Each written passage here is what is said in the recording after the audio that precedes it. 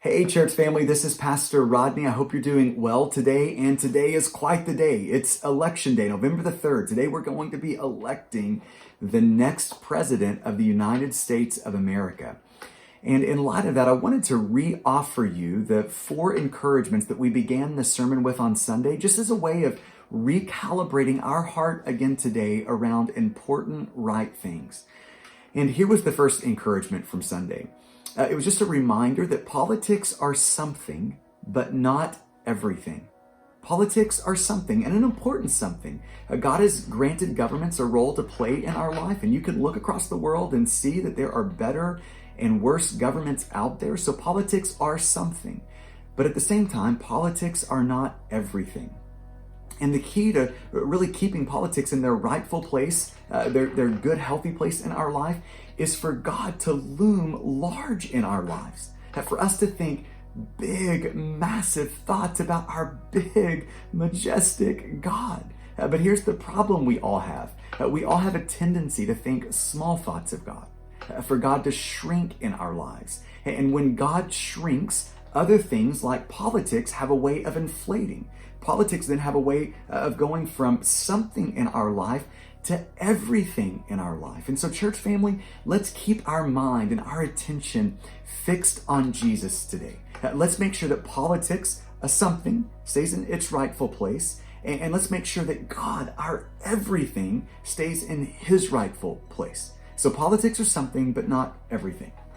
Secondly, I just want to encourage you to vote. A vote is you stewarding your influence for the something that government is. And so unless you have a principled reason not to vote, which very few people do, you should make sure you vote today. You should leverage your vote that God has entrusted you to help build the best something, a government that you can possibly build. So leverage your vote. And when you vote, I want to remind you, Jesus is your king. When you go into that voting booth and you vote, you are voting as a servant of Jesus. So vote, and remember, you're voting as a servant of King Jesus today.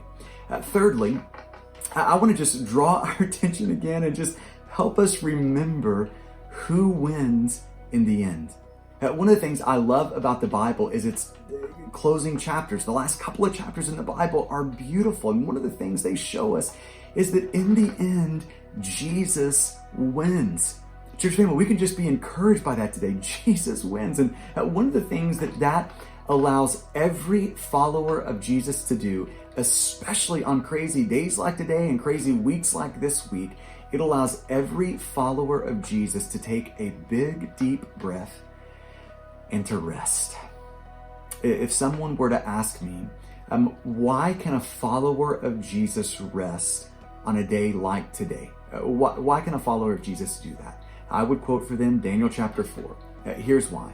Because we know that the Most High rules the kingdom of men, and he gives it to whomever he will. That's why we can rest today. Because we have a God who is sovereign, who is controlling every single moment of history to his purposes and his ends. Jesus wins in the end. And then lastly, fourthly, I just want to encourage you to fast and pray this week. Today is the day that we've asked everyone in our church family to fast. It would go back to last night to dinner, from dinner time Monday to dinner on Tuesday, for us to fast, for us to forego food so that we can feast on Jesus, primarily through word and prayer. And let's talk about the word section. We have given you this week an election week reading plan. And today's reading plan has us in Psalm 23, a beautiful psalm, probably the most loved and well-known chapter of the Bible. When I think of Psalm 23, I oftentimes think of it as the John 3:16 of the Old Testament. It is just that place in the Old Testament that most people are very familiar with. And if I were going to summarize the 6 verses of Psalm 23, if I were to summarize those, here's the summary that I would give it. It's God looking at us in the eye and saying to us, I care for you.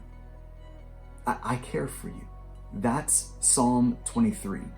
Now, in a lot of ways, that question is really the question of our lives. We all wake up and deal with this question virtually every day. Is there anyone out there who really cares for me? Am I on my own, sort of hacking my way through life the best I can? Or is someone out there who's with me, who is walking with me and caring for me? Does anybody really care for me? And these 6 verses, Psalm 23, are in the Bible so that God can look at you, his child, and say, I care for you. I'm with you. I will tend to you.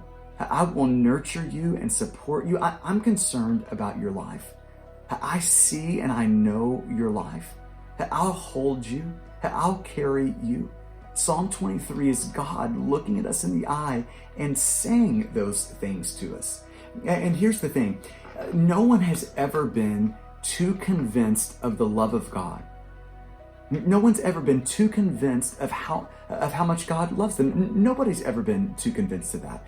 But most of us wake up every day wondering, questioning, does God really care for me? Does God really love me? And Psalm 23 is God's answer to that question. It is God looking at us in the eye and saying, I love you.